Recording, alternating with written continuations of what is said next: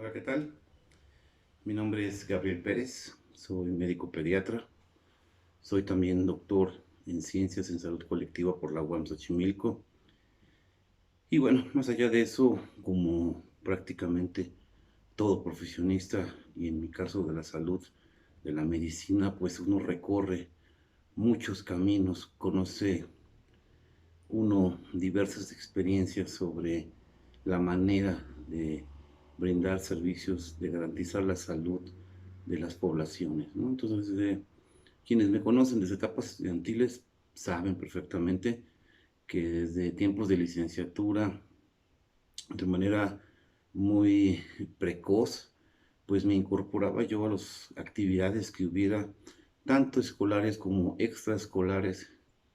relacionadas con la comunidad, con ir a dar, pues conocer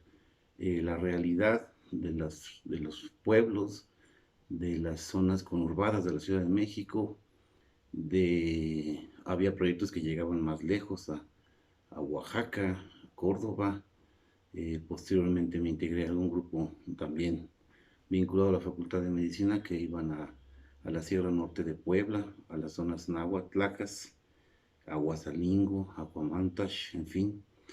Y bueno, muchos años después estuve trabajando también, tuve la gran oportunidad de trabajar, habiendo ya terminado pediatría en el Instituto Nacional de Pediatría, mi alma mater. Pues tuve la oportunidad de trabajar para Médicos del Mundo España,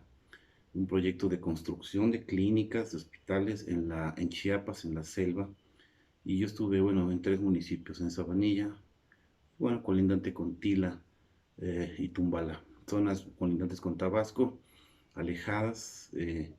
Pues, ¿qué les puedo decir? Una experiencia increíble de conocer de primera mano cómo es que las comunidades indígenas han resistido, han conservado su salud con grupos de promotores de la salud que son sus médicos, que son nombrados por la comunidad para siempre, que no reciben remuneración como tal, salvo sí la ayuda para su milpa, para que estén enfocados ellos a atender a la gente. Gente dispuesta, en mi caso lo quiero compartir, a recorrer quizás 3 días entre selva, montaña, río, eh, para llegar puntuales a una clase de suturas, a una clase de algo que la gente que estábamos trabajando ahí les ofreciéramos. Entonces es una disciplina, un compromiso que pues al menos a mí y a muchos que hemos llegado hasta esos niveles nos ha maravillado. Hoy estoy, bueno, dedicado más bien al ámbito clínico en la Ciudad de México. Posteriormente mi interés fue la violencia hacia la infancia, el maltrato y adolescencia, el maltrato infantil. Tuve también la gran oportunidad, el privilegio de regresar a mi alma mater, al Nacional de Pediatría, a hacer un curso de alta especialidad de maltrato infantil. Y después en la UAM Xochimilco, pues es el tema en el que he trabajado, mi tesis doctoral sobre esos temas. Pero bueno, aquí no venimos a hablar de mí, ya hablé demasiado. Estamos en un momento de la epidemia, de la pandemia del coronavirus 19. Y hay mucho debate en redes sociales, en las sobremesas, en las familias, en las escuelas, en los trabajos, en los grupos políticos, sociales, sobre cuál es la mejor estrategia, sobre qué se está haciendo bien y qué se está haciendo mal. Los números, que son importantes, aunque no son determinantes al 100% en todo, pues nos hablan de que hay muchos muertos, de que hay muchos contagiados del personal de salud, de la población, y que estamos pues en preámbulos de quizás alcanzar algunos de los niveles más altos de todos los países del mundo. Y aquí, bueno, quiero hacer a un lado lo más posible la discusión partidista, digamos, de si está haciéndolo bien el gobierno actual o no lo está haciendo bien. Yo creo que tendremos que apelar pues a lo científico, a lo médico, a lo clínico, a lo que está escrito en los libros. Digo, aquí la intención precisamente de este video pues, es mostrar que sí, tengo libros de muchas cosas, como muchos, todavía soy, digamos, de la vieja guardia que los tenía en papel, muchos ya no están impresos, no se pueden conseguir, otros nunca van a tener, a pesar de que el PDF y la computadora, que claro que utilizo, son maravillosos, nada como leer un libro, sentir su olor, sentir la textura y no depender de si ya se acabó la batería para poder seguirlo leyendo. En fin. Entonces, hoy quiero hablarles sobre un tema, un libro que me parece fundamental. Todo el que sea médico, enfermera, relacionado con el área de la salud, seguramente debe de haber escuchado y debe de tener, desde mi punto de vista, en su biblioteca electrónica, porque se puede bajar ya en PDF o en su biblioteca física, este libro que es Donde no hay doctor. Uh-huh. Donde no hay doctor, bueno, es un libro que precisamente lo que busca es dar una respuesta a todos esos millones de habitantes, de seres humanos, que no tienen un servicio de salud cercano, que más allá de lo que digan las estadísticas gubernamentales, que pues por supuesto siempre van a anteponer el papel, digamos, correcto del gobierno en turno, independientemente de cuál se trate, pero que en la realidad y en la práctica no van a llegar rápido a ese centro de salud, a ese hospital de segundo o de tercer nivel, en fin, porque simplemente viven en una montaña, en una sierra, en la montaña de Guerrero, en municipios pobres como Tamazunchale, San Luis Potosí, en los altos de Chiapas, en los valles y cañones en Chihuahua, los rarámuris, en fin. Entonces, este libro no solamente enfocado a México, este libro fue hecho por alguien que me parece de la mayor importancia mencionar, que todo este problema sobre cómo dar una atención adecuada, cómo garantizar ese derecho que tiene la gente a vivir sana y en todo caso, porque todos vamos a ir hacia allá, a morir, pero con dignidad, se llama David Werner. David Werner estuvo en México en los años 60, 70, como tantos otros, atraído, ¿no? Estadounidense él, atraído por un país que tiene una gran diversidad, que tiene muchos problemas y que parecía ser, y de hecho no parecía, es un lugar en donde hay mucho que hacer para mejorar la situación de millones de personas. Entonces David Warner llegó y como él mismo menciona en varios de sus libros, inicia trabajando en la Sierra Madre Occidental, en Puebla, en diferentes, en la sierra, en las comunidades mixtecas, en el Valle del Mezquital, que es una sierra, pero también haciendo trabajo médico comunitario. Uh-huh. Entonces David Warner es una figura muy importante que estuvo en México y en muchos otros países de Latinoamérica y que actualmente, bueno,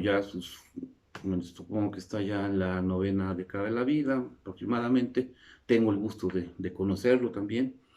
vive en Palo Alto, California, y preside una editorial que se llama Hisperian Foundation, la Fundación Hisperian. Y ellos son los editores de este libro que ha vendido millones de copias en todo el mundo y que es de la mayor importancia, ¿no? Ahí donde no llegan las conferencias de prensa, ahí donde no llegan los celulares, donde no llegan los teléfonos, donde no llegan las computadoras, ahí esos millones de mexicanos, en el caso de nuestro país, que también tienen derecho a una atención digna a su salud de manera eficiente, de manera asequible, accesible, en fin, pero que pues viven desafortunadamente en una condición que no les permite tener acceso a todo eso. Algunos, un gran número son pobres, extremadamente pobres, y otros son marginados, o sea, aun cuando tengan determinados recursos, digamos, que tengan, sean dueños de sus tierras, de sus ejidos, pero su situación los margina. Pero bueno, vamos a hablar de un punto que me parece muy importante a propósito de las conferencias de prensa, a propósito del debate sobre el cubrebocas, a propósito de la cuestión de si la gente sabe o no utilizarlo y si por lo tanto vale la pena o no promoverlo como una de las medidas complementarias con las demás. Jamás se ha dicho, por lo menos yo, y creo que nadie del ámbito médico científico, ha dicho que solo el cubrebocas. Por supuesto que el cubrebocas tiene que ir junto con el lavado de manos, el uso de gel, alcohol, eh, el, una distancia apropiada, que es variable, si ustedes buscan literatura, algunos dicen 1,5 metros, otros dicen 2 metros, finalmente una distancia que permita que no haya riesgo de contagio por el mecanismo que es el vapor que emite las vías respiratorias de la persona infectada para contagiar o el aspirar estas vapor, estas emisiones, vamos a llamarlos así, de las vías respiratorias de alguien infectado. Entonces, protegernos y proteger. Entonces, esta medida ha sido muy cuestionada y ha sido motivo de una discusión que me parece que no está tomando en cuenta la historia, todo lo que se ha hecho durante décadas por gente comprometida, profesional, que ha trabajado en eso. Y aquí va un libro que yo creo que todos debemos de tener, todos debemos de conocer, que se llama Aprendiendo a promover la salud. Estos libros en México los edita o los vende una editorial que se llama PAX. No sé si actualmente continúe, pero seguramente lo pueden buscar y lo más importante, está disponible en internet, traducido a decenas de idiomas, está también en español, en PDF. Y este libro, bueno, la edición está hecha dirigida por David Werner. Y David Werner, en este libro que salió su primera edición en 1984, ya hace algunos años, pero que se han hecho reediciones, dice algo importante. ¿Por qué hacer un libro específicamente de cómo promover la salud? ¿Cómo hacemos que la gente aprenda una serie de medidas que le ayuden a estar mejor, a cuidar su salud y, en el caso del COVID, a cuidar su vida? Lo que plantea aquí es aparentemente muy evidente, muy obvio, pero que muchas veces no se maneja en las escuelas de medicina, en las escuelas de enfermería, donde se forma personal de salud que tiene que dar indicaciones, que tiene que orientar a los familiares, a los pacientes, en fin, y llámese camillero, llámese personal de laboratorio, el que toma las muestras, llámese inclusive el personal de admisión, en fin. Esta es una propuesta y es muy importante, por ejemplo, leer una parte del libro que dice, ¿por qué este libro es tan político? Evidentemente se está cuestionando de fondo la manera en que se enseña, en que se promueve la salud, porque detrás de eso está el concepto de persona, el concepto de ciudadano al cual nos estamos dirigiendo. Y aquí me parece primordial que hagamos un planteamiento muy claro. Si cualquiera, médico, personal de la salud en lo individual, o directivo de una institución, o secretario de salud, o el nivel que ustedes quieran, considera que la gente no tiene posibilidades de aprender, no tiene interés, no tiene capacidad, no tiene, digamos, no tiene remedio, pierde sentido cualquier política pública destinada a resolver un problema como por ejemplo la pandemia del COVID. Y hay otra propuesta que pone en el centro al ser humano, y sobre todo al ser humano pobre, al ser humano ignorante, al ser humano marginado, aceptando que no es un resultado natural su condición, sino que es resultado de un proceso político, económico, social, de una historia no solamente individual, ni siquiera generacional, sino arrastrada durante siglos, como por ejemplo los millones, 11 millones según cifras oficiales aproximadamente de indígenas, pero no solamente, que arrastran toda una serie de problemas, de condiciones que determinan entre otras muchas cosas, bajo nivel educativo y dificultad para entender cosas tan elementales que se ventilan, por ejemplo, en las conferencias de prensa, ¿no? En los reportes de periódico, en las entrevistas, que para la mayor parte de la gente son totalmente ajenas y extrañas. Y no es, digamos, una cuestión de intencionalidad, sino es una cuestión de falta de herramientas, de elementos cognitivos, educativos, formativos que les permitan comprender esto. Entonces, este libro realmente valdría la pena leer, compartirles un poco más, pero creo que, además de leerlo, creo que esto es algo que demuestra que el tema de aprender a promover la salud no es un tema nuevo, es un tema que ha estado ahí permanentemente, que hay mucho escrito, y ahorita no puedo mostrarles en el video, pero pues aquí tengo un libro para parteras, que fue escrito también por la Fundación Hisperian, el libro Donde no hay doctor, Where There is No Doctor también, eh, Economía de la Salud, cuestiones ya sobre la salud colectiva, sobre esa ciencia tímida, sobre la epidemiología crítica, y una serie de fundamentos que se enseñan a los que hacemos maestrías en medicina social, doctorados en salud colectiva en México, pero también hay en Argentina, en Brasil, en Inglaterra, en otros países, Hay toda una escuela, hay todo un proceso que está ahí y que, bueno, ahí sí me voy a permitir hacer una crítica clara y directa. No está evidentemente plasmado en la política actual del gobierno para enfrentar no solamente la pandemia, sino todos los demás problemas de salud que tenemos en México, que son muchos, ya lo sabemos, que no son nuevos, ya lo sabemos, y lo que tiene que ser nuevo es la manera de abordarlos. Eso sí, lo que tendríamos que trabajar para hacerlos nuevos. Entonces, bueno, este libro creo que es una aportación, es un mensaje, no es un libro simple, no es un libro que pueda estar ahí en nuestra biblioteca o en la biblioteca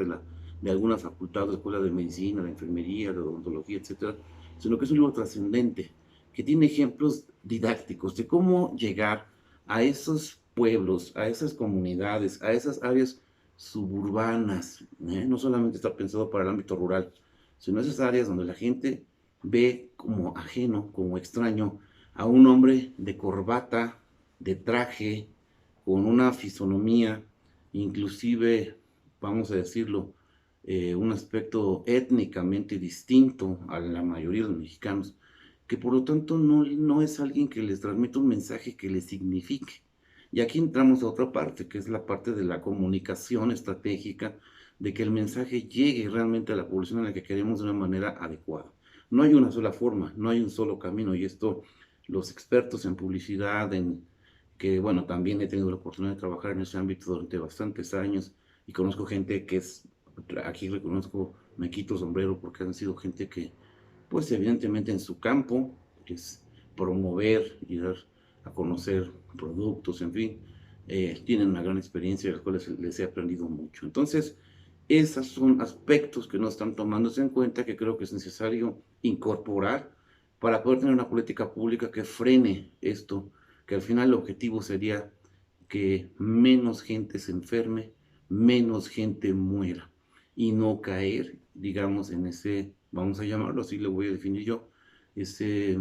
fatalismo, ese nihilismo en el que no hay nada que hacer y en el que la gente no va a responder, no va a atenderse, no va a ayudarse, no va a, digamos, a tomar o a aprender medidas que le protejan. El uso del cubrebocas, evidentemente, es un asunto complejo y se tiene que dar una indicación clara. Aquí es muy importante la consistencia, el dar el mensaje de una manera consistente, pero no solamente dar el mensaje, eso es algo, un nivel muy elemental de la comunicación, sino el enseñar. Y aquí también conmino yo a mis propios colegas, amigos, amigas, que tantos compartimos información, mensajes en las redes, en fin. ¿Qué estamos haciendo cada uno de nosotros para ayudar a que ese conocimiento que tenemos llegue a quien tiene que llegar de la manera apropiada? ¿Qué tanto estamos utilizando? Y aquí este libro de Aprendiendo a promover la salud es muy claro. No pretende ser un libro de cocina. No se puede hacer un libro de cocina sobre eso. No pretende ser una guía, digamos, inamovible. Es una invitación a la creatividad, a que nos pongamos a pensar en mi edificio, en mi comunidad, en mi club, en mi pueblo, en mi rancho, en donde quiera que yo esté. ¿Cómo voy a hacer para que llegue este mensaje de una manera real, ¿no? Y estoy hablando del tema del cubrebocas, que es para mí muy preocupante, pero esto aplica para todos los demás, ¿no? De la sana distancia, del lavado de manos y una serie de situaciones que yo creo que ya es tiempo que se aborden pues de una manera distinta, ¿ok? Entonces, bueno, les agradezco mucho su atención, espero poder hacer más colaboraciones, la idea es poner un pequeño grano de arena e invitarlos, bueno, a acercarse a esa otra área que está ahí, en la que podemos nosotros aportar y que no necesitamos ni el permiso ni la anuencia de quienes dirigen para hacerlo. Lo que necesitamos es tener la iniciativa, el conocimiento y hacerlo. Creo que eso es la invitación. Muchas gracias y bueno, pues sigamos.